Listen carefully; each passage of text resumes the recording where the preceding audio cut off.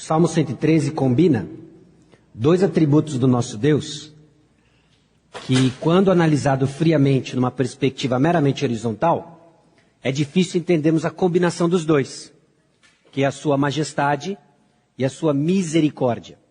Majestade e misericórdia de Deus, como que eles andam juntos. E eu espero que o Salmo 113 provoque você a pensar sobre isso e que a palavra de Deus imprima no seu coração o consolo que esses dois atributos tecem no coração do cristão. Majestade e misericórdia. Pense no seguinte, você já ouviu isso por aí? Fulano é importante demais para se importar. Já ouviu isso? Fulano é importante demais para se importar. Talvez alguém que você conheceu na sua infância, você teve um certo convívio, essa pessoa tomou rumos diferentes, entrou por uma carreira e uma carreira de sucesso. O dinheiro, a fama, talvez o poder subiu na cabeça desse indivíduo e hoje ele não fala mais com você. Ele se tornou alguém snob, importante demais para se importar com você, reles mortal. Não é? Quando alguém começa a despontar, quando alguém começa a ter sucesso, é possível que ela deixe de se importar com os meros mortais, pessoas finitas como nós. Talvez alguém comece a se despontar em níveis menores e ainda assim cresce em arrogância, deixando de se importar com as pessoas ao seu redor. Importância, grandeza e compaixão, bondade, raramente andam juntas.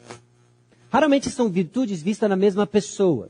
E quando são vistas na mesma pessoa, causam grande impacto ao redor das pessoas. Quando grandeza, quando bondade andam juntas, a combinação abençoa muitas pessoas. Alguém grande que é ao mesmo tempo bondoso, é capaz de abençoar, ser canal de bênção para muitas pessoas. Não é à toa então que Provérbios capítulo 31, versículos 1 a 5, vai ser projetado para você, diz o seguinte, Provérbios capítulo 31, versículos 1 a 5, são as palavras de uma mãe para um filho, no contexto de reinado. E diz o seguinte, palavras do rei Lemuel de Massá, as quais lhe ensinou sua mãe. Que te direi, meu filho, ó filho do meu ventre? Que te direi, ó filho dos meus votos? Não dês às mulheres a tua força, nem os teus caminhos, as que destroem os reis. Não é próprio dos reis, ó Lemuel, não é próprio dos reis beber vinho, nem dos príncipes desejar bebida forte, para que não bebam e se esqueçam da lei e pervertam o direito de todos os aflitos. O rei tinha um papel singular na antiguidade, na época do reinado de Israel, de promover justiça e de ser um veículo de benevolência para os aflitos. Mas se o rei se esquecesse de sua função e ficasse cheio da sua própria importância, ele deixaria de se importar com os aflitos. Existem inúmeros casos disso. Provérbios continua nos dando essa mentalidade, a combinação da grandeza de um rei com a sua misericórdia. Presta atenção. Reis recebiam autoridade para o bem do povo. Quando o rei enchia seu coração de sua própria importância, ele deixava de se importar. Nós vemos hoje governos nos dias de hoje fazendo o mesmo. Prometem bondade. Na campanha eleitoral é o que eles prometem. Mas quando chegam na posição de importância, deixam de se importar. Provérbios diz muito sobre isso. Amor e fidelidade preservam o rei e com benignidade sustém ele o seu trono. Na lógica divina, majestade, grandeza está ligado com bondade. Quando se multiplicam os justos, o povo se alegra. Quando, porém, domina o perverso, o povo suspira. O rei justo sustém a terra, mas o amigo de impostos a transtorna. Informa-se o justo da causa dos pobres, mas o perverso de nada disso quer saber. Grandeza e bondade caminham juntas na palavra de Deus. E o Salmo 113 nos traz instruções, nos traz informações de que a segurança do consolo que você recebe, pessoal, nas tribulações individuais de cada um, está ligado, está garantido, porque o nosso Deus é grande. Grandeza e bondade andam juntas e são perfeitamente combinadas na pessoa do nosso Deus. É em Deus, é no Senhor, o Criador dos céus e da terra, que nós temos a garantia de que Ele ouve as mais profundas e individuais aflições dos nossos corações. Você não pode ter dúvida disso. Porque eu não sei como você entrou aqui. Talvez já sem unha para roer, aflito em diversas circunstâncias, Com Deus distante, com Deus que não ouve a sua oração, você precisa ouvir que é a grandeza de Deus quem garante a pessoalidade da assistência que Ele vai dar para você. O nosso Deus é grande e por isso Ele sustenta. O nosso Deus é grande e por isso Ele assiste. Ele assiste cada uma das suas tribulações, seja ela qual for. Seja ela qual for. Salmo 113. Vamos ler o Salmo, depois entrar em alguns aspectos sobre ele e ver o que o Senhor tem a nos dizer por ele. Aleluia! Louvai, servos do Senhor, louvai o nome do Senhor. Bendito seja o nome do Senhor, agora e para sempre. Do nascimento do sol até ao ocaso. Louvado seja o nome do Senhor. Excelso é o Senhor acima de todas as nações, e a sua glória acima dos céus. Quem há semelhante ao Senhor, nosso Deus, cujo trono está nas alturas, e que se inclina para ver o que se passa no céu e sobre a terra? Ele ergue do pó o desvalido, e do monturo o necessitado, para o sentar ao lado dos príncipes, sim, com os príncipes do seu povo. Faz que a mulher estéril viva em família, e seja alegre mãe de filhos. Aleluia. Aleluia. O Salmo 113 é o primeiro salmo de um conjunto de salmos, conhecido como Halel, que são os salmos 113 a 118, que eram cantadas nas festas alegres do judaísmo antigo, Páscoa, por exemplo. É possível que o Salmo 113 e o Salmo 114 fosse cantado por Jesus no cenáculo um pouco antes deles comerem a refeição da Páscoa, e que os Salmos 115 a 118 tenham sido cantados depois. Essa era a tradição no judaísmo antigo. São esse conjunto, esse pequeno conjunto, os Salmos Halel, que nada mais significa do que louvor. O Salmo 113 é um hino de louvor que exalta a majestade e a misericórdia de Deus, a transcendência e a imanência de Deus. Transcendência, o seu atributo de ser muito, muito, muito grande. E a imanência, o seu atributo de, ainda que seja grande, de estar perto. Deus é grande e está perto ao mesmo tempo. O salmo contém os elementos típicos de um salmo de louvor. Ele nos chama a louvar e nos dá razões por que nós vamos louvar. Ele nos chama a louvar e nos dá as razões por que nós vamos louvar. Salmo 113, então, nos versículos 1 a 4, nos dá a primeira razão porque nós vamos louvar a Deus. Por que nós vamos louvar a Deus? Louve ao Senhor porque Ele é grande. Louve ao Senhor porque Ele é grande. Versículos 1 a 4 deixa muito claro a grandeza do nosso Deus. Mas quem deve louvar? Quem são aqueles que são chamados para louvar a Deus? Versículo 1. Aleluia. Louvai, servos do Senhor. O Salmo nos chama a louvar. Todos aqueles que são servos do Senhor são chamados a louvar. E quem são os servos do Senhor? São aqueles que foram escolhidos por vontade de Deus e que responderam a esse chamado, chamando o Senhor de nosso Deus. Se você foi chamado por Deus e respondeu chamando de nosso Deus, você é um servo de Deus. Esse é o termo designado hoje para nós, aplicado no momento em que vivemos na história, cristãos. Se você é um cristão, você é um servo de Deus e você é chamado para louvá-lo. Louve ao Senhor, servo de Deus.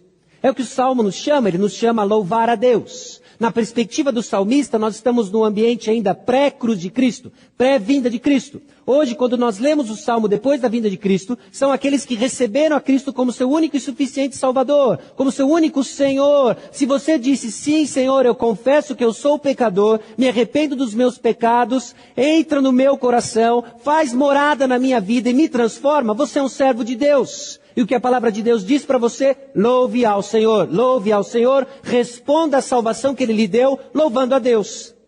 O Salmo nos dá uma instrução inúmeras vezes, e isso é repetidamente presente nos Salmos, nos chamando a louvar. Porque se Ele não nos chama a louvar, nós não louvamos. Então Ele nos chama, louve ao Senhor. Quem? Servo de Deus. Você que é crente em Cristo Jesus, um cristão, você tem um chamado. Qual é o seu chamado? Louvar a Deus. Sua tarefa principal é louvar ao Senhor, e por isso sua adoração também é uma chamada de serviço. De serviço. Nós, servos do Senhor, chamados para adorar, entendemos que a nossa adoração é parte do nosso serviço a Ele.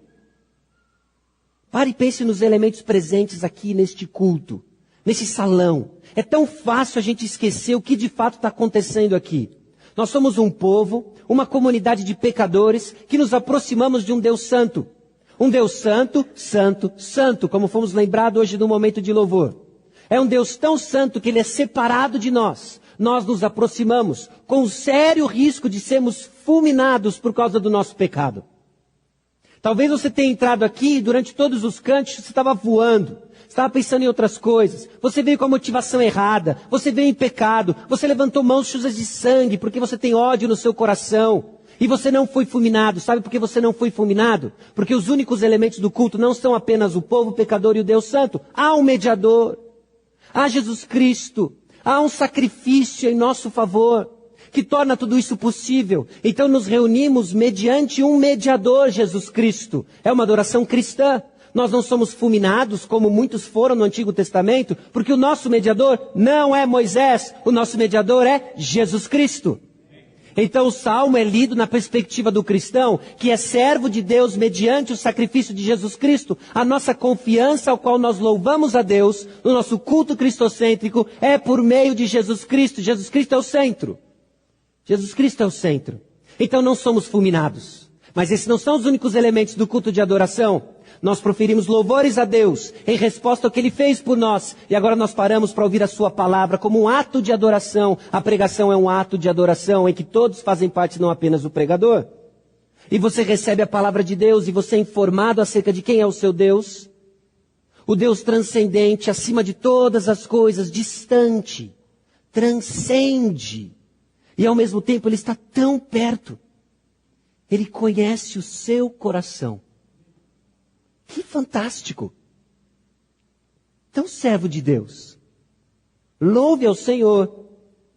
Louve ao Senhor porque Ele é grande. Quem deve louvar? O servo de Deus. E o que deve louvar? Versículo 1 nos dá também. Nós louvamos o nome do Senhor. Louvamos o nome do Senhor. O que é o nome do Senhor?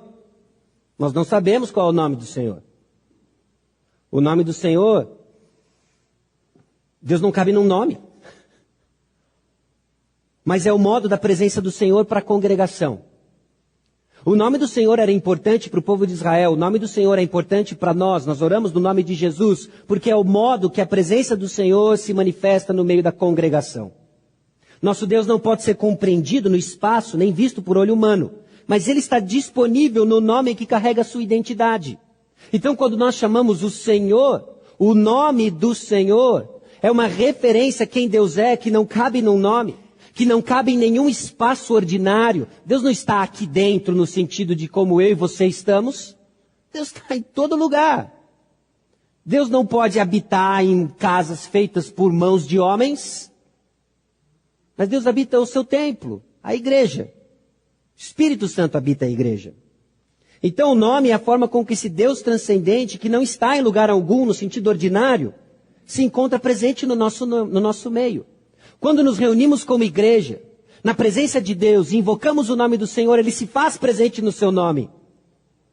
Por isso, irmãos, a importância de zelarmos pelo nome de Deus. Não como algo místico, não como uma palavra que simplesmente uma mandiga cristã, evangélica, seja o que for, um talismã evangélico, mas porque o nome do Senhor, o Senhor, Jesus Cristo, se comunica a nós, no nosso meio. Louvamos então o nome do Senhor, colocando no sujeito de sentenças de louvor. Louvado seja o Senhor. O que nós louvamos? Louvamos o nome do Senhor. Louvamos o Senhor. Servos de Deus, louvem o nome do Senhor. Essa é a chamada do salmista para nós louvarmos a Deus. Louva o Senhor porque Ele é grande. Quando? Quando que nós devemos louvar o Senhor? Nós louvamos ao Senhor das 6:30, mais ou menos 7:30. Quando tem ceia dá um pouquinho mais. Dominicalmente, semanalmente, estamos louvando ao Senhor. Quando louvamos? Bendito seja o nome do Senhor, agora e para sempre. Agora e para sempre. E o nosso chamado de louvor está intimamente ligado à natureza do nosso Deus. Um Deus infinito merece louvor infinito. Um Deus eterno que transcende o tempo merece louvor eterno.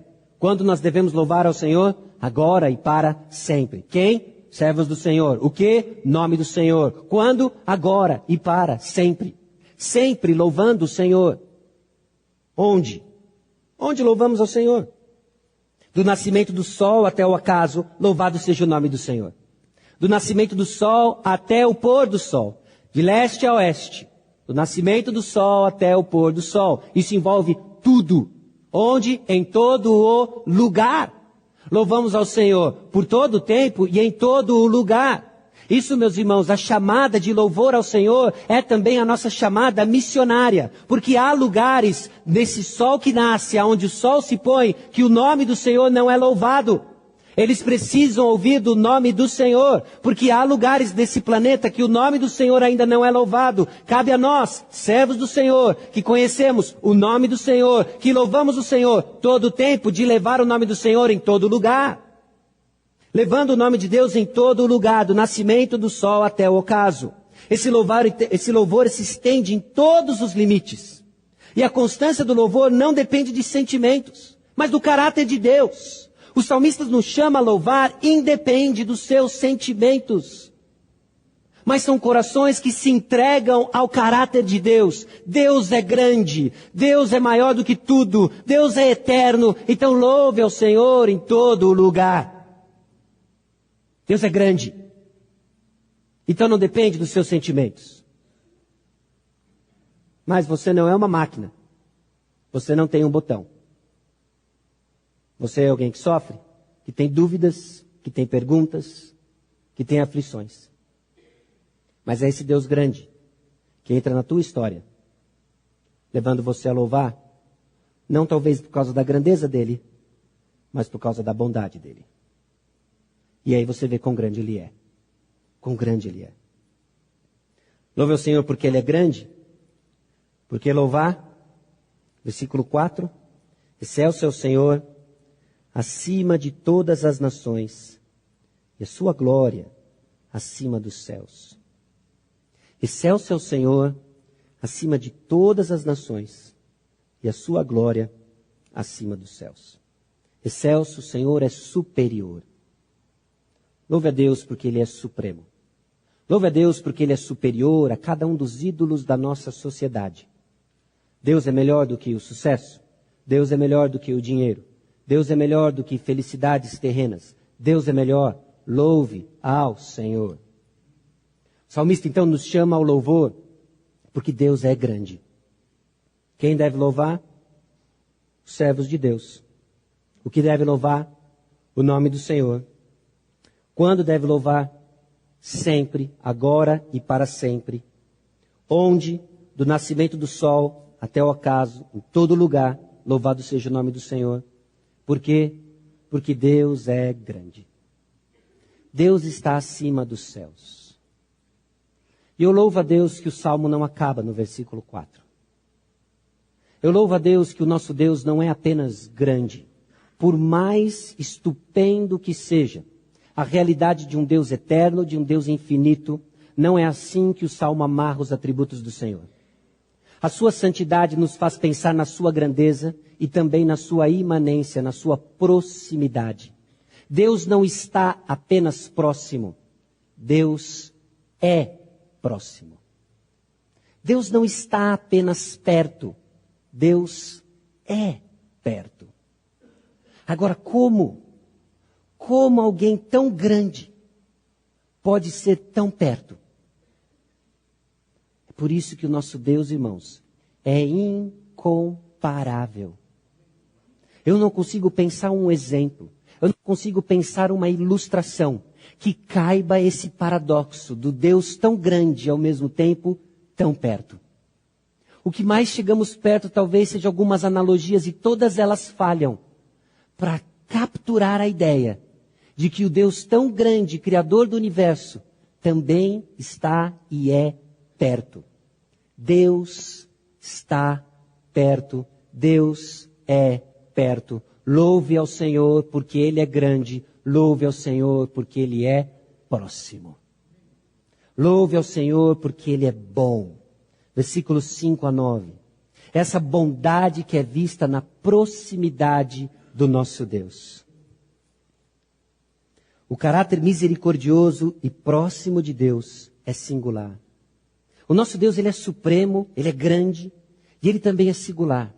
Não há ninguém como o nosso Deus. versículo 5. Quem é semelhante ao Senhor nosso Deus, cujo trono está nas alturas? A ideia do cujo trono é que ele está assentado. Ele está assentado nas alturas. O trono de Deus é mais alto que as alturas que você consegue enxergar com seus olhos. Esse é o nosso Deus. Êxodo capítulo 15, versículo 11. No contexto em que Deus está se revelando ao povo de Israel, ele diz o seguinte, num cântico de livramento. Ó Senhor, quem é como tu entre os deuses? Quem é como tu, glorificado em santidade, terrível em feitos gloriosos, que operas maravilhas? Quem é como o Senhor? E isso sai da boca de um povo que viu os feitos de Deus destruindo cada uma das divindades do Egito, mostrando a sua singularidade. Então eles perguntam, quem é como Deus? Ninguém é como Deus. Ninguém é como as divindades do Egito. Deus é maior do que todas elas. O nosso Deus está acima de todas as coisas. Quem é como o nosso Deus? Ninguém é como o nosso Deus. Ninguém satisfaz como o nosso Deus. Ninguém é tão presente como o nosso Deus. Ninguém é tão poderoso como o nosso Deus. Ninguém é tão misericordioso como o nosso Deus. Ninguém é tão amoroso como o nosso Deus. Por que então nós não louvamos o nosso Deus? Porque esquecemos quão grande e quão bom Ele é. Então o Salmo está aqui para nos lembrar. Louva o Senhor porque Ele é grande. Louva o Senhor porque Ele é bom. Ele está próximo. Não tem ninguém como o Senhor. Salmo 18, 31, a mesma pergunta. Pois quem é Deus senão o Senhor? E quem é rochedo senão o nosso Deus? Ninguém é refúgio como o nosso Deus. E aqui um rápido parênteses para você se perguntar quem tem sido o seu refúgio. Quem tem sido o seu conforto? Quem tem sido a sua segurança? A sua segurança é o Senhor. É o Senhor, Criador dos céus e da terra. Quem é como o Senhor? Ninguém. Essa é uma declaração de fé que nenhum outro poder se iguala ao Senhor. Quando perguntamos quem é como o Senhor, a resposta é óbvia. Ninguém. Ninguém é como o Senhor. E é uma declaração de fé, de que não nos prostramos diante de mais ninguém, senão o nosso Deus, porque o Senhor, Ele é incomparável. O Senhor é incomparável. Quem é semelhante ao Senhor? Ninguém é semelhante ao Senhor. Louve ao Senhor porque Ele é bom, porque o Senhor se aproxima. Versículo 6. Que se inclina para ver o que se passa no céu e sobre a terra. Que imagem que o salmista nos dá.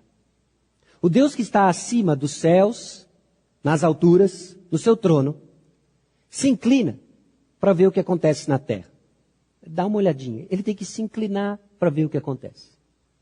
Ele é muito, muito grande. Qualquer coisa humana é infinitamente menor que o Deus exaltado. Abra sua Bíblia em Gênesis capítulo 11.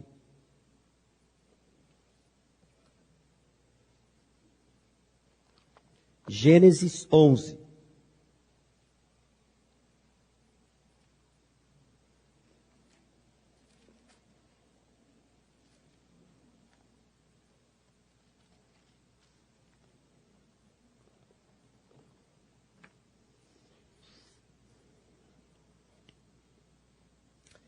Gênesis 11, versículos 1 a 9. Ora, em toda a terra havia apenas uma linguagem e uma só maneira de falar. Sucedeu que, partindo eles do Oriente, deram com uma planície na terra de Siná e habitaram ali. E disseram uns aos outros, vinde, façamos tijolos e queimemo-los bem.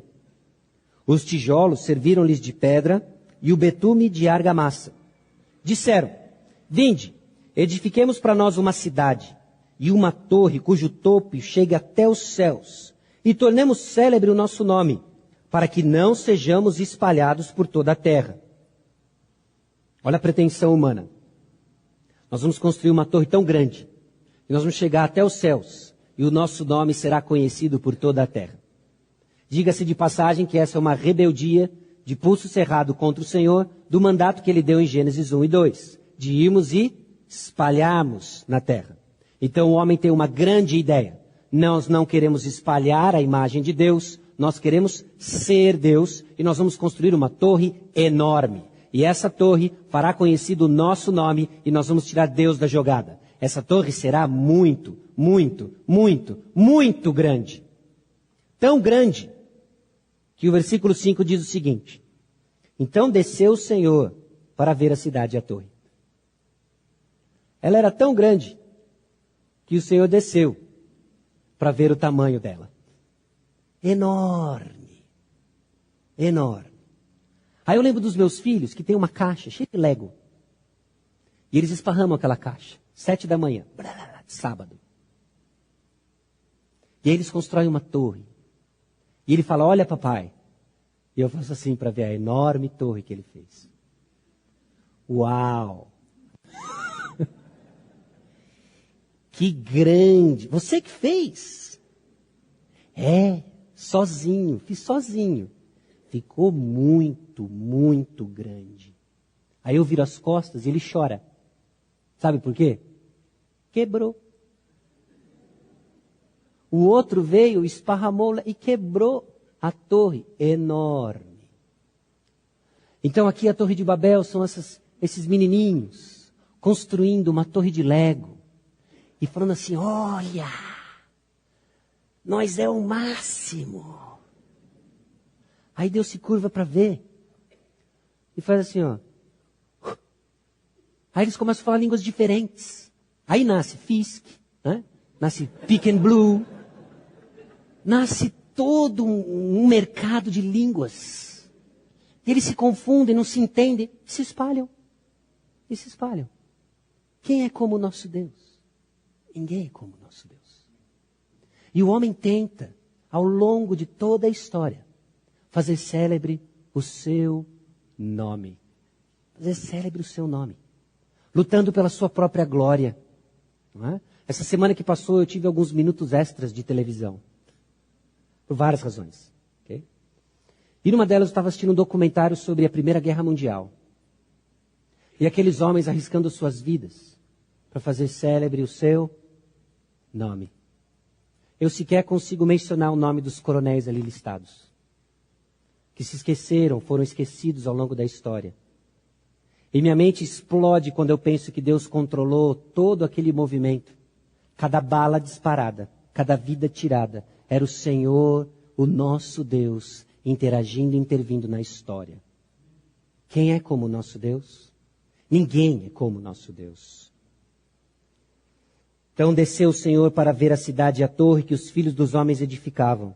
E o Senhor disse, eis que o povo é um, e todos têm a mesma linguagem. Isso é apenas o começo. Agora não haverá restrição para tudo o que intentam fazer. Vinde, desçamos e confundamos ali a sua linguagem, para que um não entenda a linguagem de outro. Distarte o Senhor os dispersou dali pela superfície da terra, e cessaram de edificar a cidade. Chamou-se-lhe por isso o nome de Babel, porque ali confundiu o Senhor a linguagem de toda a terra, e dali o Senhor os dispersou por toda a superfície dela. Ninguém é como o nosso Deus. Ninguém é como o nosso Deus. Incomparável, porque aquele que está acima de todas as coisas se importa com as coisas debaixo dele. E aqui, meus irmãos, nós começamos a experimentar um aspecto da grandeza de Deus que ministra aos nossos pequenos mundos individuais. O Deus criador de todo o universo, maior do que o tempo, maior do que o universo, ele se relaciona com o seu mundo individual. Porque esse Deus que está acima de todas as coisas se relaciona com tudo que está debaixo dele. Essa é a natureza, a bondade da grandiosidade do nosso Deus. Abra sua Bíblia em Isaías capítulo 40.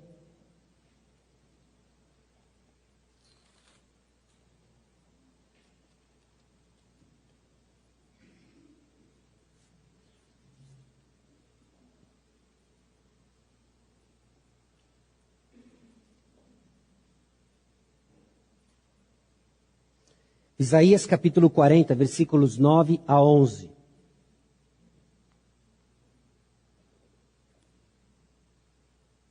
Tu, ó Sião, que anuncias boas novas, sobe a um monte alto. Tu que anuncias boas novas a Jerusalém, ergue a tua voz fortemente, levanta, não temas e dizes à cidade de Judá. Eis aí está o vosso Deus. Eis que o Senhor Deus virá com poder, e o seu braço dominará. Eis que o seu galardão está com ele, e diante dele a sua recompensa. Como pastor, apacentará o seu rebanho. Entre os seus braços recolherá os cordeirinhos, e os levará no seio. As que amamentam, ele guiará mansamente. Olha o versículo 10. Eis que o Senhor Deus virá com poder, e o seu braço dominará. Versículo 11. Como pastor, apacentará o seu rebanho. Quem é como o nosso Deus? Guerreiro, forte, acima de todas as nações, e que apacenta os seus cordeirinhos com tenro braço de amor. Ninguém é como o nosso Deus. Ninguém é como o nosso Deus, capaz de aliar o guerreiro com o pastor, o leão com o cordeiro, o transcendente com o imanente. O Deus grande é que nos garante o fato de que ele se aproxima e é capaz de mudar sua história. É capaz de trazer consolo, porque ele é grande e também é próximo. É a proximidade de Deus em sua misericórdia que reverte os extremos fixos da ordem humana. E agora o que nós vemos nos versículos 5 a 9, de 7 a 9, essa proximidade de Deus em sua misericórdia que reverte os extremos fixos da ordem humana. Porque é na nossa história, na história da humanidade, nas nossas aflições, naquilo que nos foi fixado e dito muitas vezes como destino, que nos faz sofrer, que a proximidade de Deus se revela e mostra a sua grandiosidade. Porque Deus é grande e cuida do seu povo, mas muitas vezes nós pensamos o povo como algo impessoal. Mas quando falamos que Deus cuida do seu povo, Ele cuida do seu povo porque Ele se importa com cada um do seu povo. Deus olha para nós e não vê um montão de gente. Deus vê cada indivíduo. Deus se importa com cada um de nós. Ele é tão importante que Ele se importa. Ele é tão importante que Ele se importa. O nosso Deus supremo, singular, se inclina e se importa. Ele é próximo, Ele é bom, Ele é amoroso, Ele é misericordioso. Ele é tão grande que Ele vê a sua dor. Ele vê a sua dor e Ele dá esperança. Ele mostra para nós que há um plano. Ele há um plano que transcende a sua existência e aponta para a sua glória. E o melhor que pode acontecer é vermos a glória de Deus. E como Ele se relaciona com os seus? Como que Ele se relaciona com os seus que sofrem? Versículos 7 a 9. Ele ergue do pó o desvalido, e do monturo o necessitado. Aqui o salmista ele usa uma poesia, que ele intensifica a situação de pindaíba desse necessitado e desse pobre. Ok? Ele diz o seguinte: ele ergue do pó o desvalido, e do monte de esterco o necessitado. E da fossa ele tira e livra o necessitado. Você achou que pó era ruim?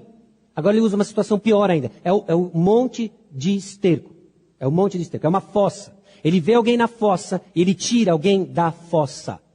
Então às vezes você usa a expressão: eu estou na fossa. Fazes bem, porque Deus alcança você na fossa. Não tem fossa mais profunda, não tem quantidade de estrume sobre a sua cabeça, que o grande Deus não busque você do poço de lama. E Ele tem feito assim ao longo da história. A esperança para nós, meus irmãos, porque do pó Ele tira o desvalido, do monturo Ele tira o necessitado. Se o desvalido é alguém pobre por falta de recursos, o necessitado é a sua consequência. Porque ele não tem recurso, ele tem necessidade de tudo. E Deus se aproxima dele. Esse Deus tão grande, esse Deus criador dos céus e da terra, esse Deus que criou o universo, que nos chama para louvá-lo por todo o tempo, se relaciona com aqueles que estão na pindaíba. E aí você lê o pobre, você lê o necessitado, você fala: é verdade, Deus nos dá uma grande Bolsa Família. É melhor do que isso, meus irmãos. Porque grande parte da palavra de Deus, quando fala do pobre, quando fala do necessitado, não faz uma referência específica à sua situação econômica, mas à sua situação de sofrimento, à sua situação de esquecimento, à sua situação de perseguição. Deus olha aqueles que estão no pó, Ele olha o desvalido, Ele olha o necessitado, Ele se inclina, Ele escuta a sua dor. Ele é grande e Ele tem uma grande orelha, um grande coração para ouvir o seu clamor. Esse é o nosso Deus. E se Ele apenas ouvisse e não fosse grande, não teria valor. E se Ele fosse apenas grande e não ouvisse, Ele seria distante. Mas Ele é grande e Ele ouve. Ele é grande e Ele está perto. Ele é tudo o que nós precisamos. Ele une aquilo que nós não conseguimos entender como anda junto. Ele é esse paradoxo que a nossa cabeça não faz conexão. Ele se mostra grande e presente. Já imaginou apenas um Deus grande? Distante? Já imaginou apenas um Deus que ouve e não pode fazer nada? E diz para você, um terapeuta particular? Deus é melhor que isso. Ele escuta e Ele pode fazer algo porque Ele é grande.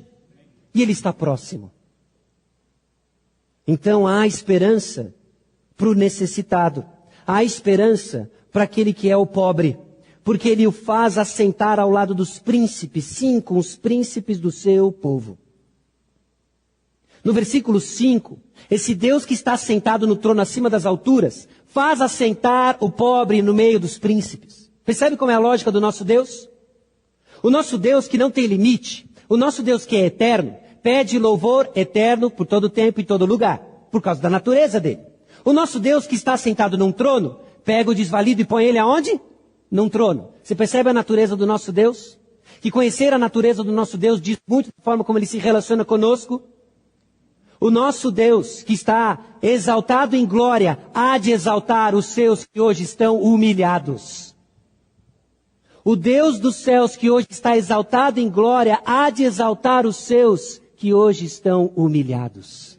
Porque aquele que se humilha será exaltado. Porque antes da coroa tinha uma cruz. E Cristo Jesus então foi humilhado porque hoje Ele está exaltado sobre todas as coisas. E nós hoje passamos uma peregrinação de humilhação, porque o que nos aguarda é a exultação em Cristo Jesus, a glória de Deus. Ah, esse Deus tão grande que está próximo, e sabe o que Ele faz porque Ele está próximo? Ele ouve a sua necessidade, Ele ouve a sua pobreza de espírito, e Ele vai colocar você num lugar de honra. Ele vai colocar você no lugar de honra. E o que isso distingue então da teologia da prosperidade? Tudo, distingue tudo. Porque o nosso lugar de honra não transcende, não é aqui. O nosso lugar de honra não é aqui. É o trono do céu, das alturas, do Senhor Jesus Cristo. É isso que Ele faz. O Senhor está do nosso lado. O Criador dos céus e da terra. Só que nossa pátria não é aqui. Por vezes Ele nos abençoa aqui, mas a perspectiva eterna nos faz lembrar que o nosso sofrimento aqui, ele é passageiro. E isso é visto não apenas no Salmo 113, mas na forma como essa pobreza ela é expandida ao longo das Escrituras. A necessidade nos Salmos nunca é uma necessidade material, por exemplo, falta de comida, roupa. Mas como mencionamos um tempo atrás, perseguição, doenças, fraqueza corporal, até mesmo culpa. Pobreza, então, não é uma realidade social, mas enfatizado como necessidade, sofrimento e muitas vezes contrária à vontade de Deus. Uma situação de pobreza é uma situação contrária à vontade de Deus. Normalmente, Deus dá para o justo uma vida próspera. No Antigo Testamento nós vemos isso. Os Salmos dá para o justo uma vida próspera. E quando a vida próspera não vem, surgem perguntas. Salmo 73. A figura ideal de um israelita, como vimos na semana passada, é alguém que distribui, que dá para os pobres. E quando o israelita via então que ele não tinha o que dar para os pobres, porque ele era pobre, ele se pergunta, o que está errado? O que está errado? Bom, essa figura de pobreza, ela se expande ao longo da palavra de Deus. Os pobres são o povo de Israel. Abra sua Bíblia, Isaías capítulo 61, versículo 1.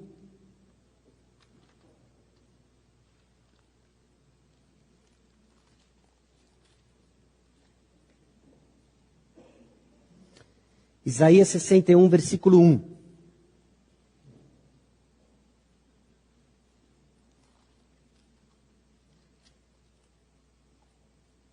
O Espírito do Senhor Deus está sobre mim, porque o Senhor me ungiu para pregar boas novas aos quebrantados. Enviou-me a curar os quebrantados de coração, a proclamar libertação aos cativos e a pôr em liberdade os algemados. Versículo 11. Porque como a terra produz os seus renovos, e como o jardim faz brotar o que nele se semeia, assim o Senhor Deus fará brotar a justiça e o louvor perante todas as nações. O chamado de louvor que nós lemos dos versículos 1 a 4, é o Senhor quem vai fazer brotar. Como Ele vai fazer brotar?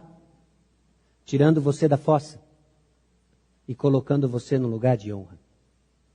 Aí nós vamos louvar ao Senhor, porque o louvor veio dEle. O louvor é fruto da atuação de Deus. O pobre povo de Israel, então, é o povo necessitado diante de Deus. Então, no Novo Testamento, que nós vemos que os pobres são aqueles que recebem caridade ou que recebem o reino de Deus. A bênção para os pobres na mensagem de Jesus refere-se à posição dos homens diante de Deus, não às condições sociais ou econômicas. Pobre de espírito. Pobre de espírito. Bem-aventurados os pobres de espírito. Deus ouve a sua necessidade, Deus ouve o seu clamor, porque Ele é grande, porque Ele é bom. Versículo 9. Então Ele exalta o humilhado e Ele dá companhia ao solitário. Faz que a mulher estéril viva em família e seja alegre mãe de filhos. A Bíblia nos traz algumas informações sobre esterilidade, sobre infertilidade.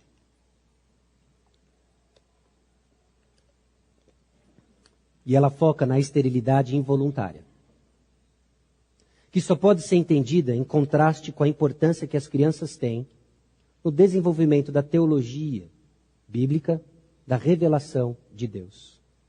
Abra no Salmo 127, versículos 3 a 5. Versículos, e depois no Salmo 128.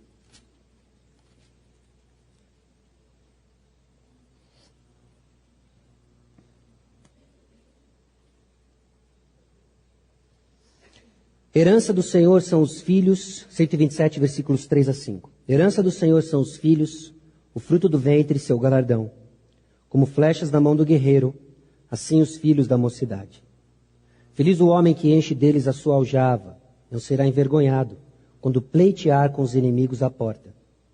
Salmo 128, versículos 1 a 4. Bem-aventurado aquele que teme ao Senhor e anda nos seus caminhos. Do trabalho de tuas mãos comerás, feliz será e tudo te irá bem. Tua esposa no interior de tua casa será como a videira frutífera, teus filhos como rebentos da oliveira, à roda da tua mesa. Eis como será abençoado o homem que teme ao Senhor. No Oriente Médio, as crianças tinham um papel importante. Os filhos tinham um papel importante por 3 razões específicas. Elas cuidavam dos mais velhos. Era uma garantia de aposentadoria feliz e tranquila a quantidade de filhos. Havia uma obrigação social e cultural que os filhos iriam cuidar dos seus pais. Então, muitos filhos era a garantia de um cuidado futuro. Também faziam o trabalho da família. Os filhos faziam o trabalho da família e levavam adiante o nome da família. Era um claro sinal da bênção do Senhor. A bênção do Senhor diante dos mandatos da criação em Gênesis capítulo 1 e capítulo 2. Para Israel, particularmente, era mais importante, porque além de ser o cumprimento do mandato da criação, era a bênção da procriação, estava ligada às promessas de Abraão, de ser uma grande nação. É a participação das bênçãos, das promessas de Abraão. Mas ainda é a expectativa da vinda do Messias prometido, porque viria de um dos filhos das mulheres que tinham muitos filhos, o Messias. Então, filhos são vistos como bênção. E a esterilidade, a infertilidade como uma maldição. Ela é entendida como maldição, uma oposição à bênção da multiplicação em Gênesis 1, 28. Em Israel, fertilidade ligada à obediência, maldição ligada à esterilidade. Mas não havia ligação direta com o pecado individual. Talvez alguns exemplos isolados, como Mical, por exemplo, que zombou de Davi e se tornou estéril. Mas a grande maioria dos casos de esterilidade e infertilidade não tinham a ver com pecado individual. E quando assim o fazemos, nós estamos indo contra os ensinamentos das Escrituras. Num tema sensível a tantas famílias e a tantas pessoas. Não só no nosso meio, mas na nossa época. Então, o que está ligado ao pecado? Bom, pecado como Gênesis capítulo 3? Talvez. Mas Deus havia dado crianças a mulheres estéreis para o propósito dele. E todas as vezes que vemos a esterilidade apontada na palavra de Deus, preste atenção, Deus está prestes a fazer alguma coisa. Sara era estéril e ela teve um filho, Isaac. Rebeca era estéril e ela teve filhos. Raquel era estéril e ela teve filhos. A mãe de Sansão era estéril e ela teve um filho. Isabel era estéril e ela teve um filho. Quando esterilidade era mencionada, estava associada ao agir do Senhor e à bênção soberana do Criador dos céus e da terra no meio do seu povo. Bom, o importante então é que nós temos que entender como que o Senhor abençoa a mulher estéril que vive em família à luz do sacrifício de Jesus Cristo. Porque algo se expandiu, algo mudou. Algo mudou e precisa ser entendido à luz de toda a revelação da Escritura, para que não seja gerado culpa de maneira desnecessária e que ministremos o amor de Cristo e enxerguemos como Ele está sendo presente na vida em família e fora dela. Isaías capítulo 54, versículo 1.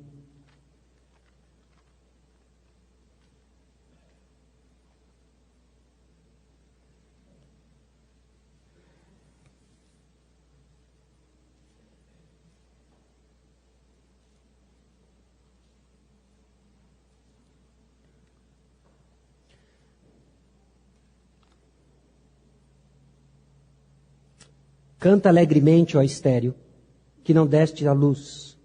Exulta com alegre canto e exclama, tu que não tiveste dores de parto, porque mais são os filhos da mulher solitária do que os filhos da casada, diz o Senhor. Mais são os filhos da mulher solitária do que os filhos da casada, diz o Senhor. Se o seu valor está associado à quantidade de filhos que você tem, você está enganado. Se a sua segurança está no fato da quantidade de filhos que você tem, você está enganado. Porque bendita é aquela que tem mais filhos do que a mulher casada. Porque os seus filhos são sobrenaturais. O Senhor Jesus Cristo expande para nós o conceito de família. E nos colocou numa comunidade ligados não pelo sangue biológico, mas pelo sangue de Cristo. É o sangue de Cristo que nos une e nos faz viver em família. A mulher estéril encontra família. A mulher estéril encontra família em Cristo Jesus, na família da igreja. Os órfãos encontram pais na família da igreja. Os avós que não têm netos encontram netos na família da igreja. E Cristo Jesus expande para nós uma bênção além dos vínculos biológicos. A força disso nós não sequer conseguimos mensurar, apenas aceitar e receber pela fé. E deixar com que o Espírito Santo trabalhe para nós todos esses conceitos, entendendo que nós somos uma família de pessoas pobres e necessitadas da graça de Jesus, de pessoas solitárias que agora foram colocadas numa família. Há aqueles que talvez não estejam lutando com infertilidade e esterilidade, mas são os únicos convertidos da sua família.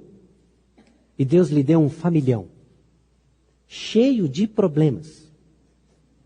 Típico de família. Mas te deu um familhão. É a família em Jesus Cristo.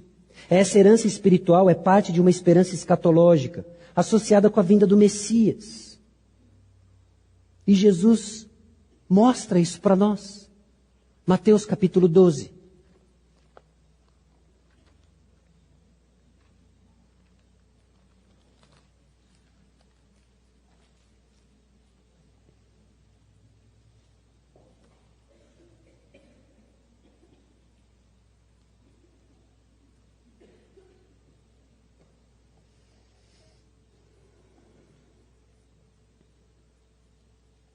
Mateus capítulo 12, versículos 46 a 50.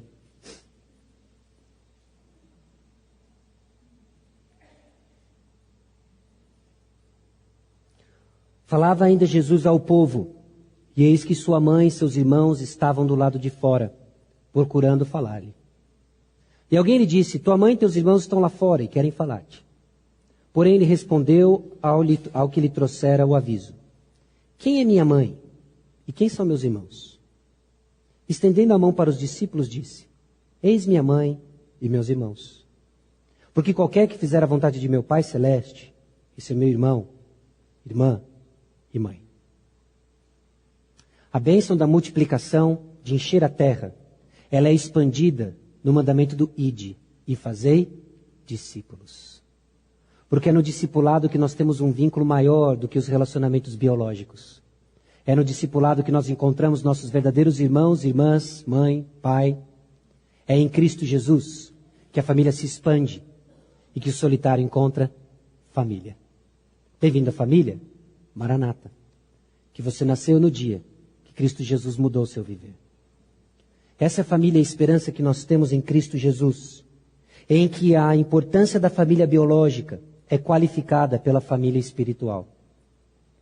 Essa mudança de valores, então, é requerida para seguir a Jesus Cristo. E elas têm uma esperança para o futuro maior, de maior valor do que qualquer coisa temporal, incluindo filhos. E quão difícil é viver essa realidade. Quão difícil é entender que os nossos relacionamentos transcendem sangue, transcendem biologia.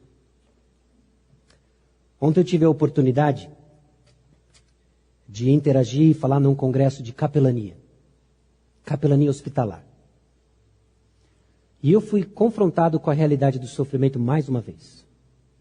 Em que depois, interagindo com a capelã, Eleni Vassão, uma mulher que o Senhor tem usado tremendamente em hospitais há muitos anos. Ela contou a história de um médico chamado Dr. Rudy, que eu vou compartilhar com vocês. Porque o Dr. Rudy, eu acredito que ele vive a realidade de um Deus grande e próximo. Alguém que enxergou o poder de Deus e encontrou consolo na bondade e proximidade de Deus. Dr. Rudy tem 43 anos, é pai de 4 filhos. Ele foi diagnosticado com câncer de próstata há 2 anos atrás. Um câncer que começou na próstata, uma semana depois estava no ombro, e algumas semanas depois estava nos seus ossos. E o dia que ele recebeu o diagnóstico, ele estava com a sua família, com o irmão médico. E o médico compartilhou com ele o diagnóstico em termos médicos. Quando ele terminou, o irmão se retirou para chorar. Porque o irmão também era médico, e o irmão entendeu o que o médico tinha falado. A família ficou observando, e então ele, com toda a sua sabedoria, e amor e graça que o Senhor deu, traduziu os termos médicos nos termos que a sua esposa de 36 anos pudesse entender, que os seus filhos de 5 a 10 anos pudessem entender, enquanto ele segurava sua filha de 8 meses no colo. Então todos deixaram o consultório para chorar. E o Dr. Rudy ficou sozinho, segurando a sua filha de 8 meses. Ele chorou. Ele se sentiu pobre, necessitado e só. Mas então Deus, Criador do universo, se mostrou presente. Porque ele sentiu no seu queixo a mão da sua filha de 8 meses. E segurou o seu queixo na sua ignorância e simplicidade. E Deus o lembrou que ele estava próximo. Dr. Rudy hoje não é só paciente, mas ele também é médico e o capelão da sua família. Porque seu pai se desesperou ao saber do diagnóstico do seu filho. E tem perambulado em várias igrejas neopentecostais, em correntes de oração para a cura do seu filho. Ele simplesmente não aceita que ele vai enterrar um filho. É o Dr. Rudy, então, que consola o pai. Que traz o seu pai para chorar no seu ombro. Num grau de dor número 6, numa escala de 1 a 10, ele mantém o nível de dor de morfina. Ele consegue administrar a dor para que ele mantenha ainda a consciência. Porque no dia que ele recebeu o diagnóstico de que nenhum tratamento havia funcionado, ele chamou a capelã para gravar o sermão do seu culto fúnebre. E a mensagem para os seus filhos é a seguinte: Deus é bom. Deus é bom. Humanamente falando, o Senhor vai levar o Dr. Rudy. O Senhor vai levar o Dr. Rudy. Mas o Dr. Rudy crê num Deus criador dos céus e da terra, que se fez presente. E ele ainda o chama de bom. Ele é um pobre. Ele é um desvalido. Ele está humilhado e impotente diante de uma doença. Mas o Senhor há de exaltá-lo. E ele vai receber uma coroa em Cristo Jesus. Deus é grande. E Ele ouve nossa dor. Bom, o homem aflito, então, irá receber reconhecimento. E a mulher oprimida irá receber honra por ser uma mulher. É óbvio que no contexto do Salmo nós estamos lidando com uma sociedade em que para o homem é importante uma posição de honra e uma sociedade em que o valor da mulher estava ligado à quantidade de filhos. Não é mais o nosso contexto. É óbvio que muitos lutam ainda com a dor da infertilidade, da ausência de filhos, mas o nosso valor está em Cristo Jesus. É Ele quem nos faz assentar em família, é Ele quem nos dá irmãos, irmãs, filhos espirituais, filhas espirituais, ligados no precioso sangue de Jesus. Então o salmista termina, diante da realidade de que Deus é grande e que Deus é próximo, com mais uma chamada. Aleluia! Louvado seja o nome do nosso Deus. Louvado seja o nome do nosso Deus. Não saia daqui hoje sem entender que Deus se importa não só com o seu povo, mas com cada indivíduo pertencente ao seu povo. Deus ouve a sua dor. Deus ouve o seu choro. A sua história particular, então, precisa ser entendida à luz da grande história. A sua história particular precisa ser entendida à luz da grande história. Sua grande história. Foi o ano passado que faleceu um professor e amigo, Dr. Carlos Oswaldo. O Dr. Carlos Oswaldo ensinou por décadas no Seminário Bíblico Palavra da Vida. Eu interagi com ele em diversos níveis. De sala de aula, mas os mais marcantes foram porque a filha dele estudava na minha sala. Então ele ouvia as minhas presepadas de ensino médio, de ensino fundamental, de brincar de bola, de sair correndo por aí. O Dr. Carlos Oswaldo dedicou sua vida para ensinar homens e mulheres a palavra de Deus. E o Senhor o levou em outubro do ano passado. Foram centenas e milhares de pessoas que compartilharam do seu culto fúnebre. E a sua esposa foi consolada com seus filhos e filhas espirituais. Dia após dia, até hoje, ela recebe visitas de ex-alunos que tiveram sua vida marcada pela vida do Dr. Carlos Oswaldo. É assim que Deus nos usa, meus irmãos, no reino de Deus. O seu valor transcende sua certidão de nascimento e a quantidade de dependentes do seu imposto de renda. Está ligado ao seu ministério da palavra, em fazer discípulos de Jesus Cristo, que carregam o nome do Senhor por toda a terra. Louvado seja o nome do Senhor. Enquanto Ele ouve a nossa dor, Ele nos consola com a verdade do Evangelho. Sua história, então, precisa ser entendida à luz da grande história. Ele o salva de seu pecado. Ele o salva de seu pecado. O maior poço de lama que você já se enfiou foi aquele que você nasceu. Você nasceu num poço de lama. Você nasceu na fossa, perdido em pecado. E o Senhor lhe salvou. O Senhor lhe tirou de lá e lhe limpou com o precioso sangue do seu Filho, Jesus Cristo. Ele lhe salvou. Efésios capítulo 2. Agora, talvez você esteja aqui hoje, ainda sem um relacionamento pessoal com esse Deus Criador dos céus e da terra. Talvez ainda indiferente ao chamado do Evangelho. Talvez ainda no poço de lama. Preste atenção. Esse poço de lama pode parecer muito bom agora. Mas uma hora o cheiro vai aparecer. Uma hora suas narinas vão desentupir e você vai sentir o fétido odor do pecado. E hoje Deus estende a mão e diz, vem, eu quero você, eu quero limpar você. E se Ele está chamando hoje, não resista, porque é irresistível, vem, o Senhor quer você. Ele também o resgata quando aflito. Talvez você já saiu do poço de lama do pecado e passa por aflição, porque a aflição é parte da história do cristão. É Ele quem resgata o aflito, é Ele quem consola o aflito, é Ele quem consola o seu povo. Deus é muito importante. E é por isso que Ele se importa. Ao contrário daqueles que se tornaram importantes e não se importam mais. Deus é muito importante.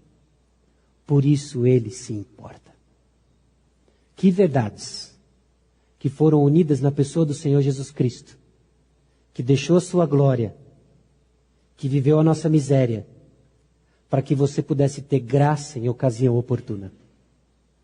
Jesus Cristo desceu da sua glória, viveu a sua miséria, para que na aflição você clamasse por consolo, por perdão, em meio à sua culpa, em arrependimento, quando dói, quando a tristeza vem. Jesus Cristo veio, se importou, e hoje nós temos esperança. Amém? Vamos orar, baixe sua cabeça. Nós vamos orar. Lembrando do pastor Edson também, que deve retornar essa madrugada.